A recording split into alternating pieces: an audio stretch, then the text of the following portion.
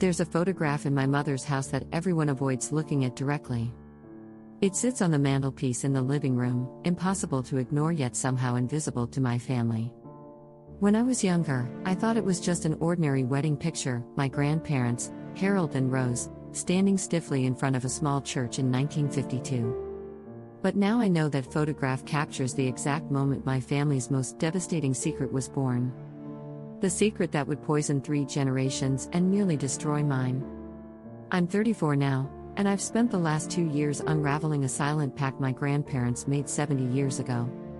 What I discovered changed everything I thought I knew about my family, about love, about the terrible things people do to protect the ones they care about most.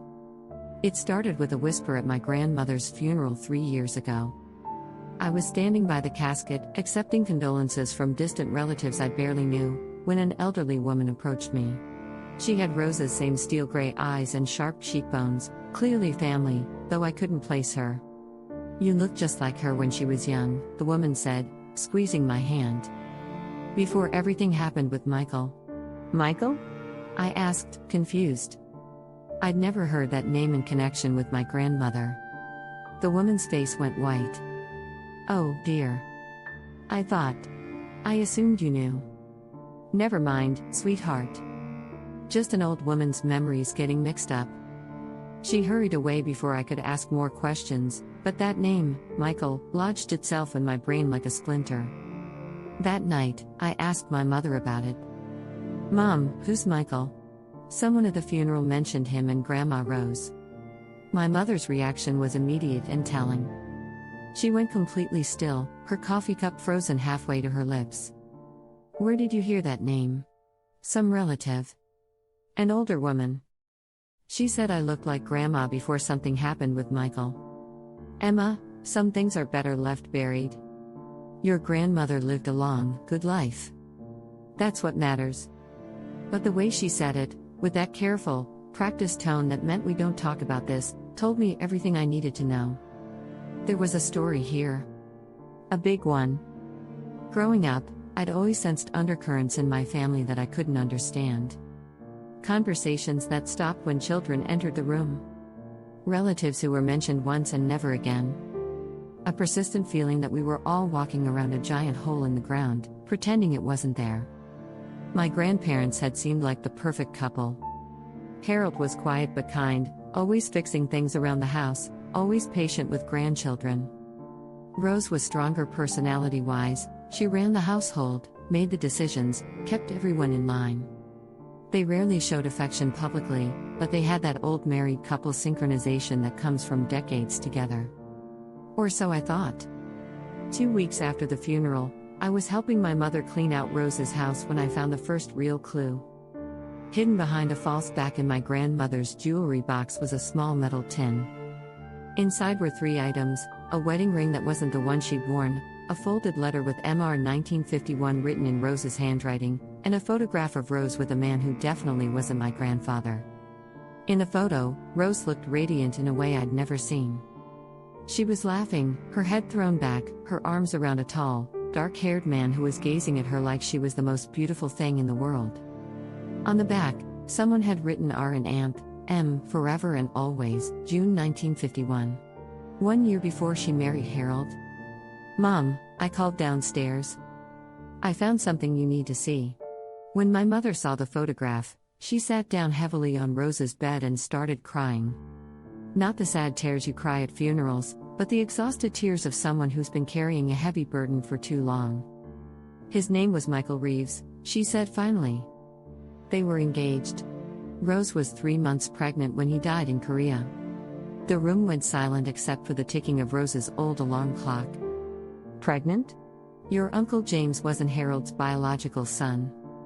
Michael shipped out in April 1951, never knowing Rose was carrying his baby.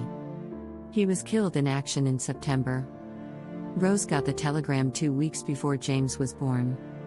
I tried to process this information. Uncle James, my mother's older brother, the one who'd always seemed slightly different from the rest of the family. The one who'd died of a heart attack at 45, never having married, never seeming quite settled in his own skin. So Grandpa Harold knew? Harold had been in love with Rose for years. When she came to him, desperate and pregnant and alone, he didn't hesitate. He married her 6 weeks after James was born and put his name on the birth certificate. But they made a pact that night, sitting in his mother's kitchen with baby James between them. My mother paused, wiping her eyes with Rose's old handkerchief. They agreed to never speak of Michael again. Not to each other, not to James, not to anyone. Harold would be James's father in every way that mattered, and Michael would just disappear from the story. But Uncle James never knew? Rose and Harold took that secret to their graves. James went his whole life believing Harold was his biological father. He never understood why he felt so different, why he could never quite connect with Harold the way the rest of us did. Harold tried, God knows he tried to love that boy like his own, but there was always something forced about it. The pieces started falling into place. Uncle James's lifelong struggles with depression, his drinking problem, his inability to maintain relationships, the way he'd sometimes stare at family photos with this lost, confused expression. Mom, this is huge. This explains so much about Uncle James, about the whole family dynamic. Emma, you don't understand the full cost of that pact. She went to Rose's dresser and pulled out a bundle of letters tied with a faded ribbon. I found these years ago when I was helping Rose organize her things. She made me promise never to tell anyone, but now that she's gone. The letters were from Michael's family in Ohio. His parents, his sister, even some friends. All of them trying to find Rose after Michael was reported missing, then killed. They wanted to meet Michael's girl, the one he'd written about constantly. They had things of his they wanted to share with her. Photos, letters he'd written home about her. Look at the dates, my mother said. The letters started in October 1951 and continued for over 2 years. Michael's family had been desperately trying to reach Rose, wanting to include her in their grieving, wanting to share memories of their son and brother. But Rose never responded. The pact with Harold meant cutting all ties to Michael's world, even his grieving family. Rose told me once, years later, that not responding to these letters was the hardest thing she ever did. But she'd made a promise to Harold, and she kept it. I spent the next few hours reading through the letters. Michael's mother wrote about how much he'd loved Rose, how he'd planned to propose when he came home from the war. His sister mentioned that he'd been saving money to buy land where he and Rose could build a house. His friend Johnny wrote about how Michael carried Rose's picture everywhere and talked about their future together constantly.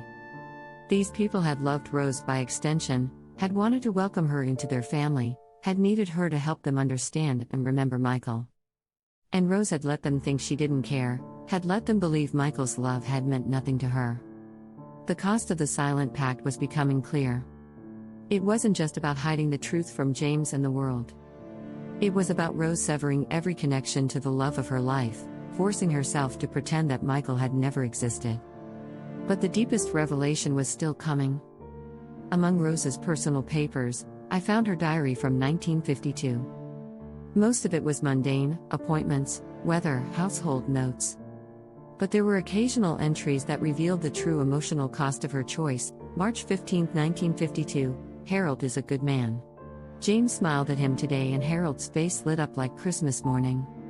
I must try harder to forget. For both their sakes.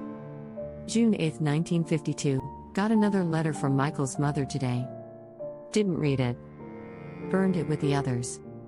Harold saw me at the stove and didn't ask questions. He knows. We don't speak of it. September 12, 1952, 1 year since the telegram. Harold found me crying in the garden and held me until I stopped. Asked no questions. I don't deserve this man's kindness. October 3, 1952, James's first birthday. Harold's mother made a cake. James looks so much like his father when he laughs. Not Harold, his real father. I see Michael in every expression, every gesture. The pact is killing me, but it's keeping us all alive. As I read through the diary, I began to understand the true nature of my grandparents' relationship.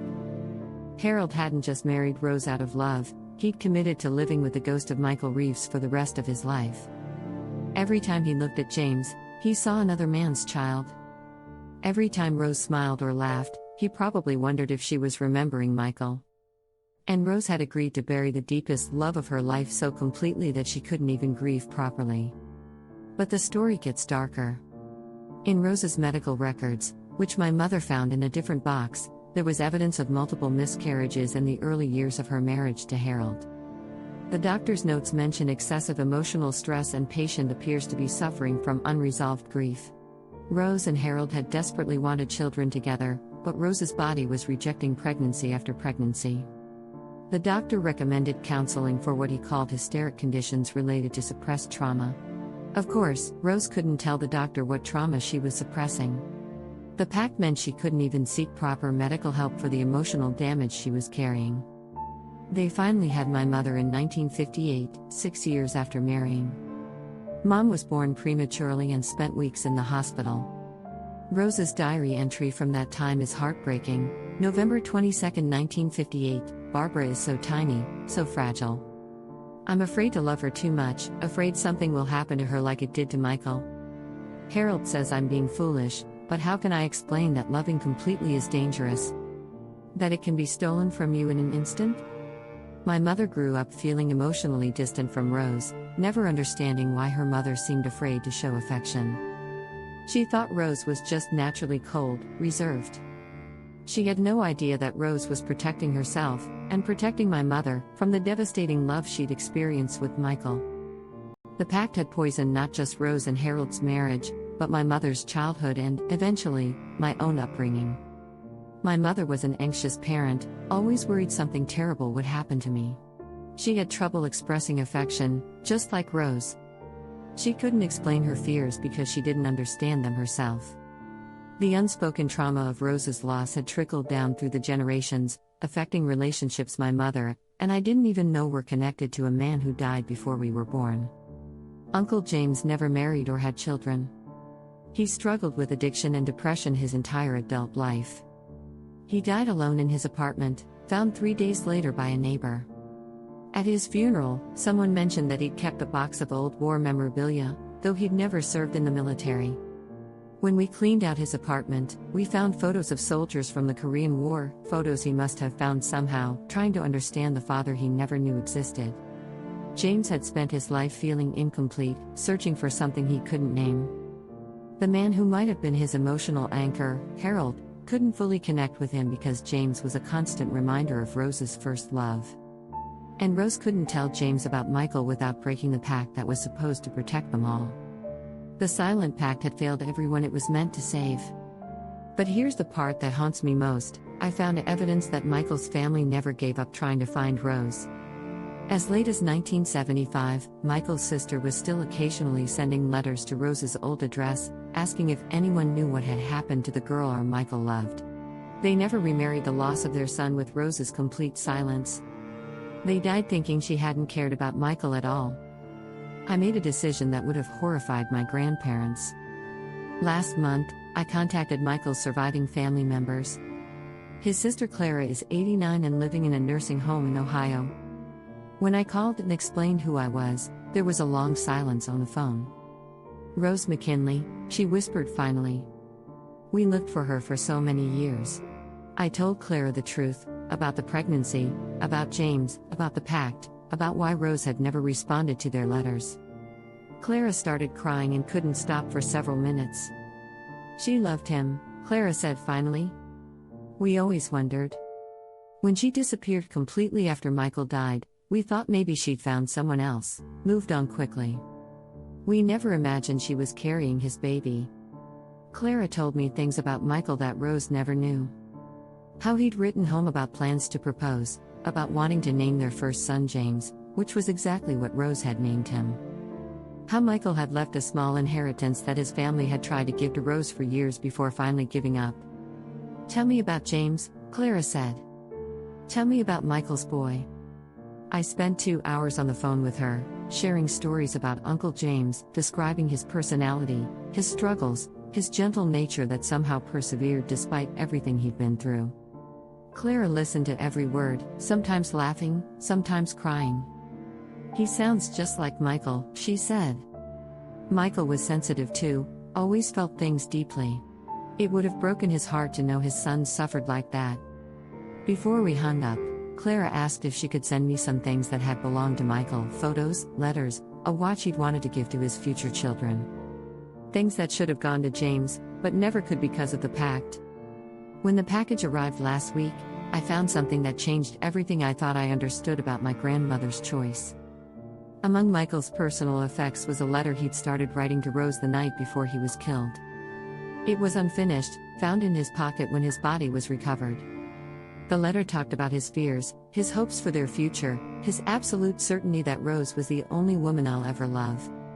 But the last lines of the letter, written in Michael's careful handwriting, were, "If anything happens to me, Rose, promise me you'll find someone who can love you the way you deserve. Don't waste your life mourning me. Live, my darling. Live fully and love completely. That's all I'd ever want for you." Rose had made exactly the opposite choice. She'd spent 70 years honoring Michael's memory by refusing to live fully or love completely.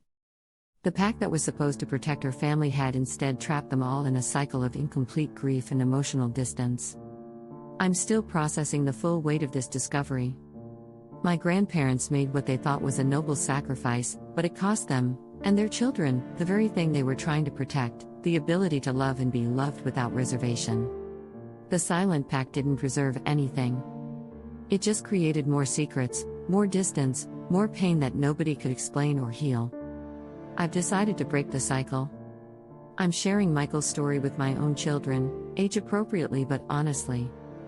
They know they had a great-great-uncle who died in a war, whose love story with their great-great-grandmother was cut short by tragedy.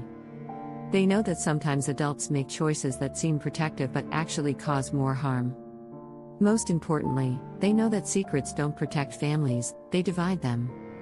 I'm also working with Clara to create a memorial for Michael that includes acknowledgement of James as his son. It's a small thing, but it feels important to give Uncle James the connection to his biological father that he never had in life. The photograph on my mother's mantelpiece doesn't feel invisible anymore. When I look at it now, I see the exact moment when Harold and Rose decided that love required silence, that protection required disconnection. I see two people making what they believed was a heroic sacrifice, not realizing they were actually choosing a lifetime of emotional imprisonment. But I also see the love that motivated that choice. Harold's willingness to raise another man's child as his own. Rose's determination to give James a stable father figure, even at the cost of her own happiness. The pact was wrong, but the love behind it was real. The question I keep asking myself is this: what secrets might I be keeping that feel protective but are actually destructive? What truths am I avoiding in the name of keeping peace, maintaining stability, protecting my family from difficult emotions? Because I've learned that the things we don't talk about don't disappear. They just go underground, where they grow in the dark and poison everything they touch. My grandparents' silent pact destroyed 3 generations of my family's ability to love without fear. But understanding their story has finally set us free. What secrets is your family keeping in the name of protection? And what might happen if you found the courage to bring them into the light?